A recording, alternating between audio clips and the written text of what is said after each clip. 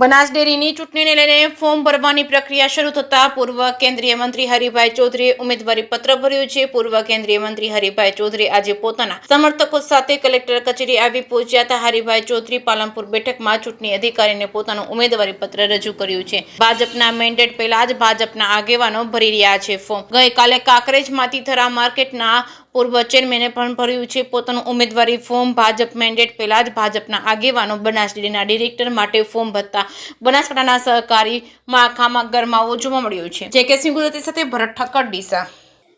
આજે બનાસ ડેરીની નિયામક મંડળની ચૂંટણીમાં પાલનપુર વિભાગમાંથી ડાયરેક્ટર તરીકે હું ફોર્મ આજે ભર્યું છે।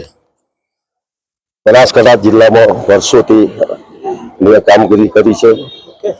ભારતીય જનતા પાર્ટીમાં પણ છેલ્લા 40 વર્ષથી એક નાનામાં નાના કાર્યકર તરીકે પાર્ટીમાં પણ કામ કર્યું છે।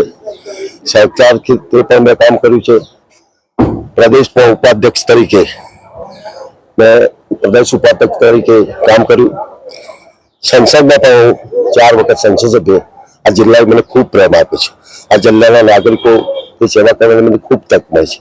અને મને એમ લાગ્યું કે પશુપાલકોના વિશાળ હિતમાં અને બનાસ ડેરીની પ્રગતિ કરવામાં હજુ પણ ખેડૂતોને વધારે ફાયદો થાય એ માટે મેં સેવા કરવાનું નક્કી કર્યું છે। એના અનુસંધાને આજે મેં ફોર્મ ભર્યું છે। મને વિશ્વાસ છે કે બનાસકાંઠાના સભાસદો અને પશુપાલકોના આશીર્વાદથી આ ચૂંટણીમાં મારો ભાવ વિજય થશે।